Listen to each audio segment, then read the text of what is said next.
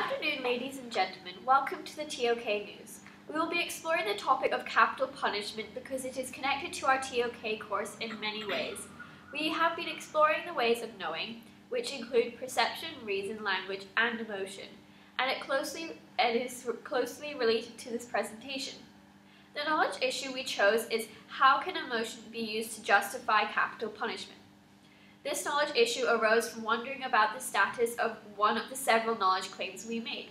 The specific knowledge claim we focused on to make this knowledge issue was, emotion can justify capital punishment.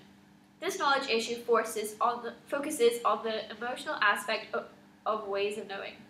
But as you will see later, emotion is largely interlinked with the other ways of knowing, such as perception. And capital punishment can also be justified or unjustified by these ways of knowing. Troy Davis was convicted for the 1989 murder of Savannah police officer Mark McPhail. According to numerous police reports, McPhail had got off his shift and came across a homeless man being attacked. McPhail himself was then shot in the face and chest as he searched for aid. Troy Davis was convicted entirely on eyewitness claims. This hasn't stopped prosecutors from being resolute.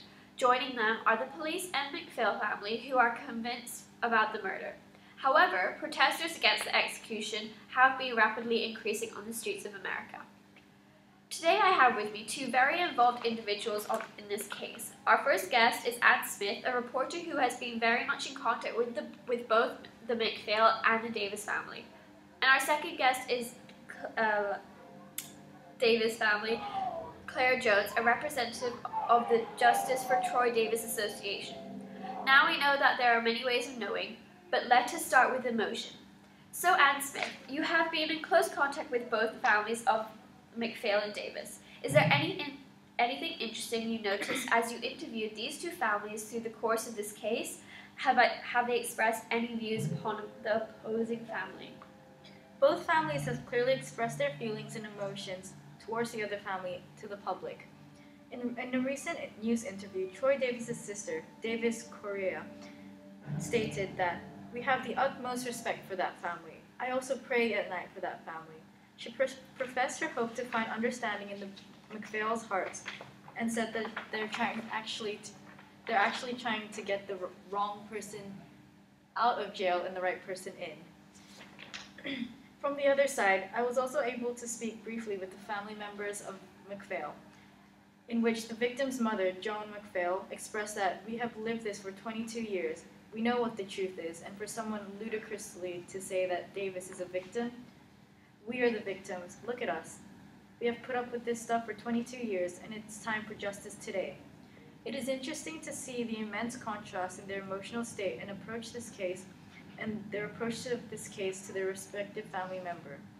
From these statements, Davis's family displays great amounts of empathy and sympathy, whilst the McPhail family displays more of their frustration and determination. Many issues can be raised from Joan McPhail's valiant statement, claiming that they know the truth. Despite true physical evidence, DNA evidence, and declining eyewitness testimonies, she is able to make bold accusations. And in TOK terms, her emotion seems to be ignoring the logic of the case for her love of her son. But does this justify capital punishment? Seeing these two points of view, it is interesting to see how emotion can play such a big role in creating and suppressing justification for his execution by overpowering the ways of knowing, such as perception and logic. John McPhail is unshakably convinced that Davis is guilty. There are many valid logical arguments demanding the innocence of Davis throughout the public and media. And throughout her journey, Joan McPhail has faced thousands of Davis supporters demanding his innocence and condemning the death penalty. However, this does not falter her reasoning, arguing that they don't know what I've been through. I will end with this last quote by the mother of Mark McPhail, saying that, "He did this. Nobody made him do it. It was his choice. So I lost my son, the father of my grandchildren, and I have been very hurt and very upset with all these things that have been going on for years. So I want it to come to an end." Admitting that she had felt anger and disgust over Davis, it can be suggested that through the overwhelming emotions and sufferings of the MacPhail family, they have allowed themselves to justify the death penalty for Troy Davis. Okay, thank you for your information. Now let's welcome our second guest, Claire Jones from the Justice for Troy Davis Association. So what are some of the feelings your associates and yourself have on this case? Well, some people simply feel pity out of the kindness of their heart, so they go against the death of an arguably innocent man. Conservative communist Ann Coulter said he is as innocent as every other executed man since at least 1950, which is to say, guilty as hell. Some people, like Coulter, can afford blind faith and have convinced themselves that we live in a flawless society where bias, vanity, arrogance, and incompetence don't exist. I understand that Troy Davis is an African-American man. Is there any particular or different view that African-American protesters take?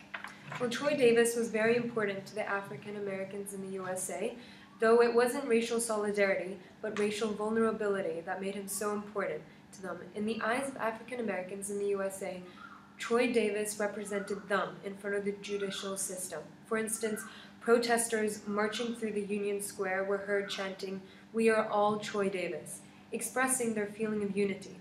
In specific, Davis represented the black population in Georgia, a state with a long and brutal history of racial repression.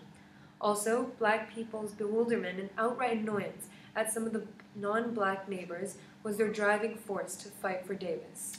Well then, are there more people of color on death row because the system puts them there, or are they committing more crimes because of unequal access to education and opportunity? Well, this is a question of people's perception and reasoning. African Americans only make up 12% of the general population.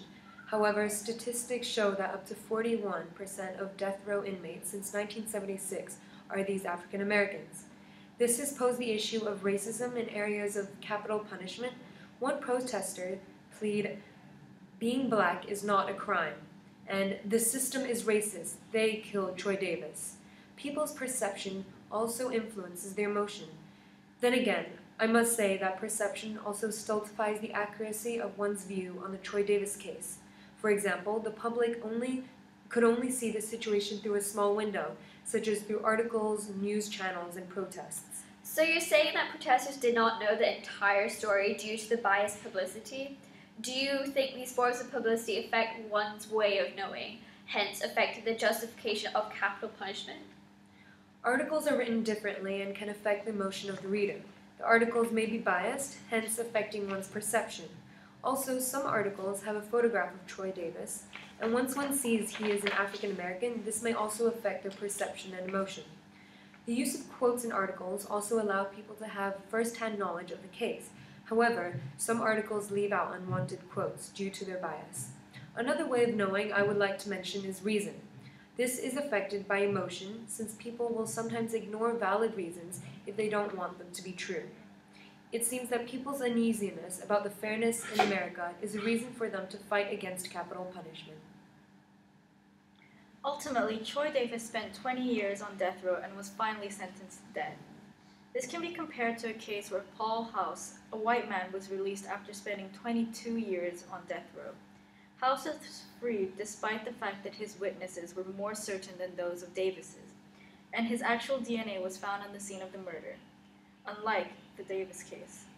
This reveals how possibly racial issues, a person's negative emotion towards members of a specific race, can play a vital role in influencing the justification of capital punishment. From the view of the victim's family, the emotional attachment and bias has an effect of allowing justification of the death penalty. Looking at Claire Jones' associates' point of view, their own beliefs and culture may alter their view on capital punishment. And one of the most common ways people know about this case is through the different biased articles and cases on the news, which has one massive effect on one's view of the capital punishment. Ultimately, we can see that one's emotion can ultimately overpower perception, language, and logic to make issues such as capital punishment justifiable. However, without the same emotional connection, such as in the protesters seen today, the idea of perception, language, and logic can become the basis of their emotion.